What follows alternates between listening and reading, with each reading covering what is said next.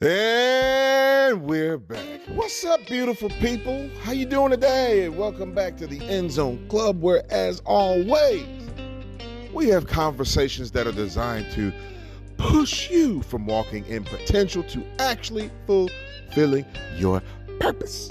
Now that I got that out the way, just wanted to say again, welcome back to the End Zone Club, where it's been over a month since our last episode. So you know there's been a lot that's happening, which I'll fast forward and get you guys caught up on. But before we do that, just want to always give a shout out to our faithful listeners who find time throughout their busy schedules, their times, their days, to include us on their schedule, because why? We are on their minds. With that being said, guys, hey, today's topic, just want to jump straight into it. And I'm going to talk about the power of perseverance. The power of perseverance. We're on the opposite side of the NFL draft. Don't know how your team done, but as a 49er fan, I do have to offer a little bit of conjecture because my team took me by surprise. In the third round, after not having a pick in the first round or a pick in the second round, we found time to draft a field goal kicker. Now, anybody of traditional football minds know that the individual fan does not view football players as kickers. Or should I say kickers as football players? I think that's a little more correct. Because the kicker of all of the players on the field, all of the players on the team that are attached to the 53-man roster, the kicker seems to have the least amount of time spent actually on the field. However, we know that a lot of the fate of the balance of games do weigh in the hands of the kicker. Oftentimes we see many games being decided by 7 points or less, so the extra points and that last second field goal to win the game is in the hands of the kicker. Now you may ask, why would I start this conversation off today talking about a field goal kicker who, again, may not even be really a football player? The reality of a field goal kicker is that, like many of us, we put them in pressurized situations to see how they perform, and if, with the game on the line, do they sink? Do they falter? Do they freeze? Or with ice water in their veins, do they line the ball up between the uprights, kick it through? Ball game. That analogy may not mean much to those of you who do not watch the game of sports, but life always takes the same trajectory that sports takes on in our society. A lot of times, I don't know if you guys have ever been in a situation where you needed something done right now. Maybe you had a goal. Maybe you had even worse, a deadline. I don't know what it is about deadlines, but they bring out the worst sense of pressure, because you know that once this clock strikes 12, wherever I am in said project, wherever I am in said affirmation of thing to be done, once that deadline hits, now it's out of my hands. That disturbs a lot of people. Well, I do have to say, I have had my back against the wall. My family has had their back against the wall in many different situations and circumstances. And this is not a new theme to many Americans, Chinese, Spanish, Italians, Africans. We all face the same course of life where some days we have good days. That's where it seems like everything is going right. And then we have some days where it's, could be better, but it definitely have seen worse. Then you have the days which are neither the good days or the but they're more like, oh my gosh, I can't wait for better days to come.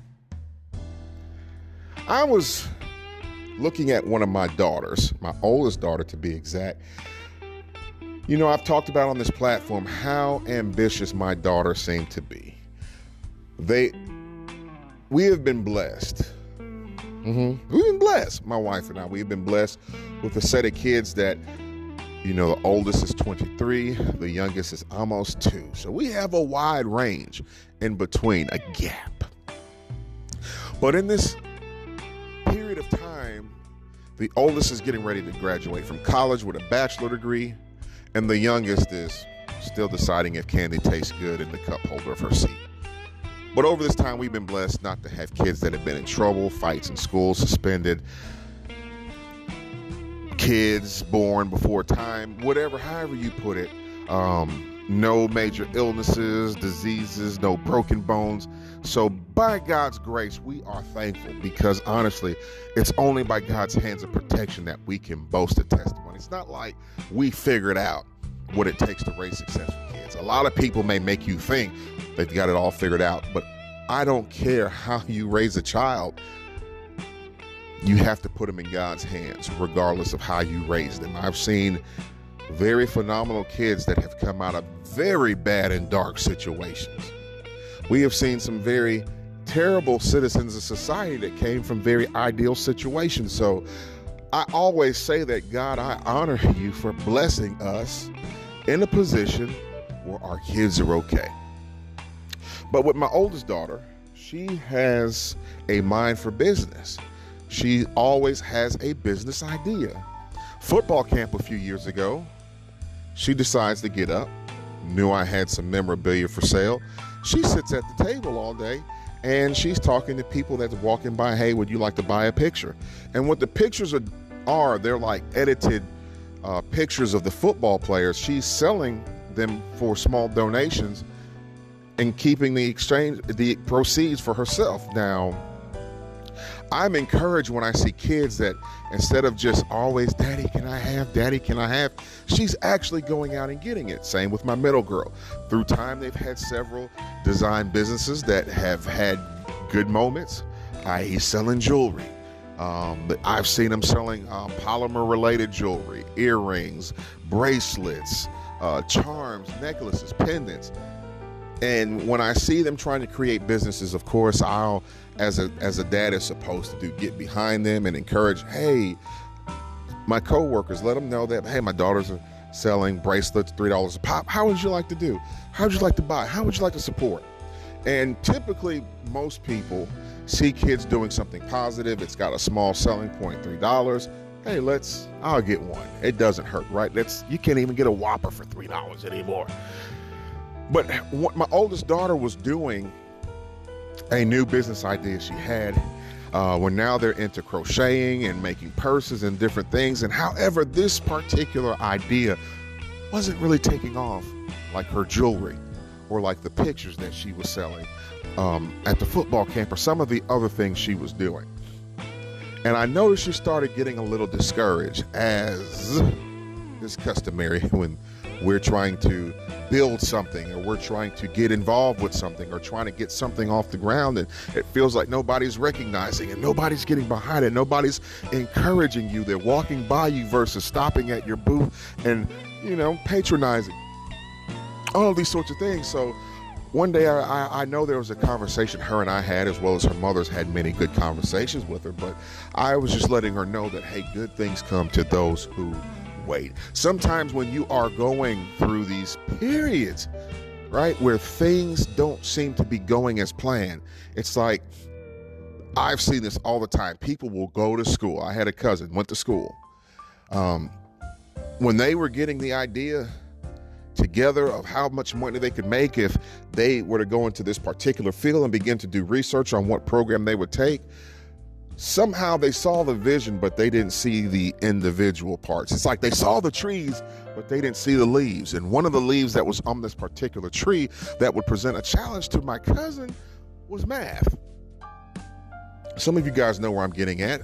Some people it's PE, some people it's English, it's science or algorithms, whatever courses are giving you problems. Sometimes you don't see that from the onset, that sometimes there is a period of adaptation to whatever vision you're going after. So if she's discouraged and she is saying, Daddy, I'm just not going to do this anymore, I encourage her. Why don't you just wait it out? Why don't you just keep getting better at your craft? Why don't you take this time to come up with some new ideas, or maybe to re-engage some people who have supported you in the past and see, hey, would you be willing to support me now? So I notice every day we're coming home, actually both of our girls have been crocheting every day we come in and spending a lot of time in it. Well, as time fast forwards and progresses into the story, there was a competition that was launched in our community, basically trying to spur entrepreneurship and fresh ideas in our community.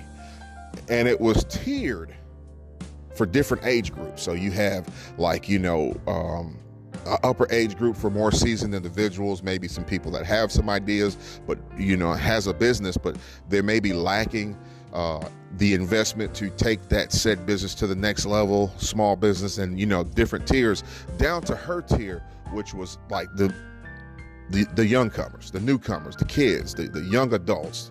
This is where she's at. So she enters said competition, and unbeknownst to her, that day she was going to walk out as the winner of this competition, and as one of the prizes of winning, they give her a big check. She takes a picture. When I say big check, how, just like on The Price is Right, when you win the category, they come out with the photo out, they take a big picture. But she walked away for her business with an investment that was able to encourage her.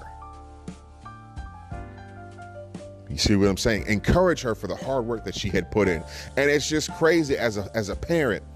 I was probably more proud of my little girl for her perseverance and dedication to her vision, that was dedicated to, through the dark times, through the disappointments, that she did not stop. What she didn't see was what lay ahead of her was somebody else that would see the importance of her vision and give her something that she'll always be able to look back on.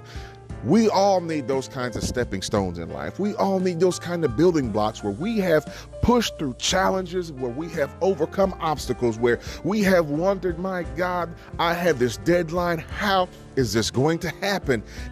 And somewhere in there, God provides the caveat. Here you go. I heard your prayer before you even called.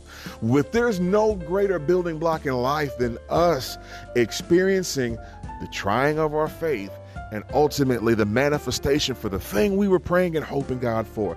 That is one of the greatest calls in life. But sometimes it takes perseverance on our behalf to come to the door of opportunity and not just once, but twice, 3, 4, 5, 6, 7 times, we say in my community, but to keep knocking until that door opens. Now, I've talked about this on a prior podcast, but doors are all activated. Doors of opportunity are all activated by different manners. Some doors you have to knock.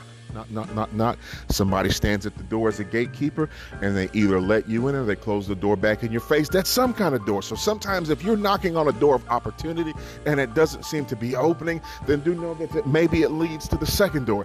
There are some doors that are motion activated. If you have ever been to the mall, sometimes these doors swing by, open in different ways.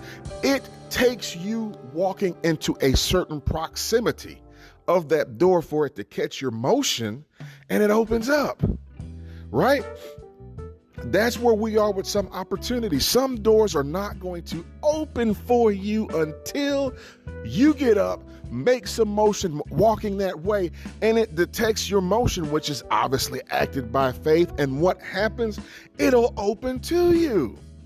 The next door, because I'm not here to preach, some are activated by code alone. It means you have the authority to walk through this door.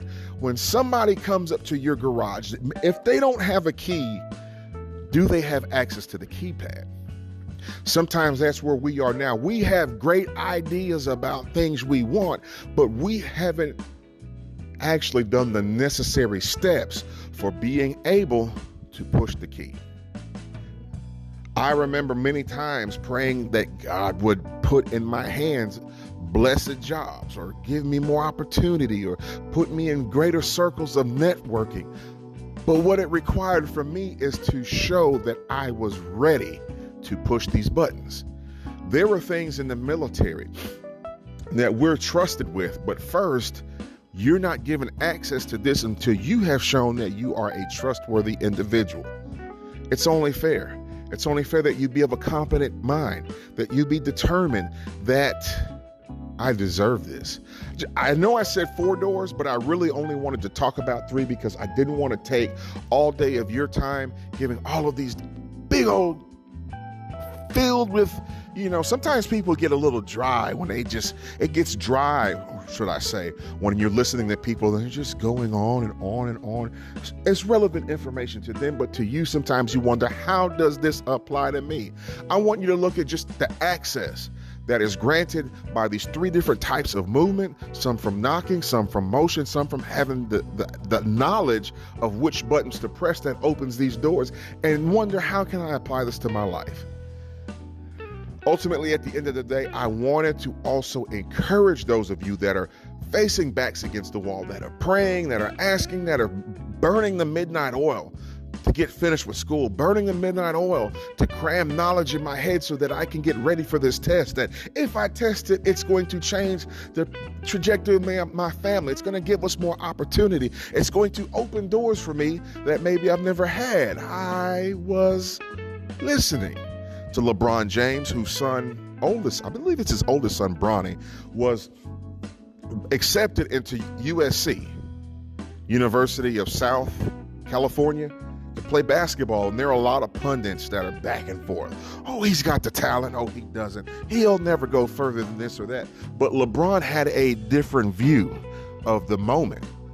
He was excited because his son was getting ready to do something in life that he never did, and that was to go to college. There are some doors that God opens to you that some people may not see the purpose and why they should be happy for you at this next level of promotion. They may not be happy for you in this God-ordained relationship. They may not be happy for you in this manifestation of God's favor over your life that undoubtedly is getting ready to manifest. But you have to maintain sight for why you walk through certain doors. With that said, as a proud father, I am proud of what my daughter has done. I am proud of what all of my kids have done, all of the accomplishments. But sometimes you can't just be happy for you and your family alone. You have to be able to just see the good in others and encourage them also along the way to say, guess what? The hard work you're putting in now, it's worth the while. Sometimes when your back is against the wall and you're tired and maybe you failed at a few things, it pays for somebody to come along and say, it's going to work out. It's going to work out. I remember going to college, got my associate degree, went in the workforce, started working, was working at Coca-Cola, and I was thinking in my mind, hey, in order for me to go to this next level of life where I can make a little more money, maybe get into management, I need to finish my bachelor degree. So I went back to school at the University of Phoenix in Birmingham. They actually had a physical campus. And I was doing class at night from 6 p.m. to 10 p.m. Lacked the discipline necessary to work all day and do schooling at night, and ultimately flunked out of college. At that time, it's like my mind, I would give credit to the devil, but there were thoughts that were negatively building and impacting my mind that made me feel like, because you didn't complete this goal, that you're not going to make the kind of money you wanted out of life. However, I will say other doors presented themselves in the right time. And when they did, I was a little more mature this time. I was a little more disciplined, a little more focused on what it took this time around to push these keys that would unlock this door. Furthermore, I guess I need to go ahead and tell you guys that some doors require keys. That was really the fourth door. They require keys. Some doors are locked because you don't have the access. There are some things you have to know how to get in there and turn it a certain way. I learned that because I failed out of college and had to talk to principals and administrators, well, not really principals, but who sits in that position of authority, and let them know, hey, I'm sorry that I failed this class. This is why you should let me back in. But now when you're in college, sometimes there are FAFSAs involved, or student loans involved. And sometimes they're not going to just give money for you to be down there messing around. They want to know, you know what I'm saying? Yeah, I know what I'm saying. But I made that mistake, and it was something I had to own up to. And it was a worthwhile mistake, but there were many nights instead of me burning the midnight oil, I was on the phone, I was on the computer, I was on MySpace. I'm planning on going out of town and hanging out with some friends. I want to go down to Atlanta and go watch a football game, go watch a Braves game. Those were the sorts of things. Oh, I'm going to go down and hang out at World of Coke. I'm going to see some of my classmates I hadn't seen in a couple of years. That was where my mind was at. But little did I know how important any of that was to my failure versus my success, because a lot of the places I was hanging around at, I don't even have pictures now to show the fun I had or the memories I had from those moments. You know, sometimes my teams lost. Was it worth it? Was it worth the money I could have been making if I had just put myself forward? But again, those aren't things I knock myself about, but I wanted to talk about the power of perseverance, because I fell off that horse, but I had to get back up. I had to now ask God for his grace and mercy to, open these opportunities back up to do some other things. And they have come, and we are doing more. We are making better than we've ever made. Not saying I'm rich, because I'm far from it. But when you come from nothing, when you come not growing up with a silver spoon in your mouth, and maybe you've had to farm a little bit just to make sure you had enough food in a home to feed your family, when God presents these opportunities to you now, it makes it more sweet to the occasion. So for you guys, do know that your day is coming. You might be looking at a little bit of rain in your forecast. You might have had a little thunderstorms, but I promise if you keep moving, your exit is up ahead. Hey, I just wanted to let you guys know I appreciate you. I thank you guys for listening to this podcast. We've been in existence now for almost 2 years now. So just being able to still be here is a blessing. Just a vision, it's a blessing to ministry. I am nothing without you guys, but by God's help, he has connected us with the right ear. So if you're listening to this podcast, I encourage you to like, share, rate, subscribe it. Get it in the ears of some of your friends which need to hear this content. Most importantly, do know that everything you donate to this podcast goes towards the work we do in the community. Actually, 1 month, 3 days from now, we are doing a very big free football camp in the city. Former NFL players will be coming down. We'll be not only teaching some hands-on skills, but we're going to also talk to them about life. Not only that, but also we are hosting a mini college fair with this football camp, and we are anticipating also being able to give school supplies back to the kids. So football is the vehicle that's driving football camp, is the vehicle that's driving people in, but because we have a heart for community, we do have some resources we want to put in the hands of those who needs it. At the end of the day, you do know that the good you make happen for others, God makes happen for you. We talk about this all the time, but that is the power of perseverance. Been very, very, very visible in the community doing what we do. This is not our first rodeo. Actually, here in this city, the first back to school event that I helped to host and bring and give school supplies was back in 2012. Did it for a few years here. Prior to that, did it in Birmingham, 2009. So here we are 14 years later. God has really brought me back to that and said that, hey, incorporate this in with what you're doing. So guys, by your support, all of this is possible. I don't take it lightly when people hear our vision and are willing to support. Some people can't get behind the idea of using football as a ministry or sports as a ministry, but what about school supplies? What about college fairs? I do know there is a component to college that can be predatory with the loans, but what about if I can put in our hands, in the hands of the kids, just this idea of trade schools. I am a strong proponent in trade education. I am an alumni of one of the biggest trade, industrial, health, occupational organizations in the United States. So I am a proponent of that, and I support the mission, preparing leadership for the world of work. But sometimes when it comes to kids, we got to give them the opportunity, we got to give them the information, and then it's up to them to decide. But anyway, with that being said, guys, I'm going to get out your hair. This is another episode of the End Zone Club. do know that you have blessed my day. I look forward to hearing from some of you. Send me an email at Anthony Mitchell, AnthonyMitchell01 at gmail.com.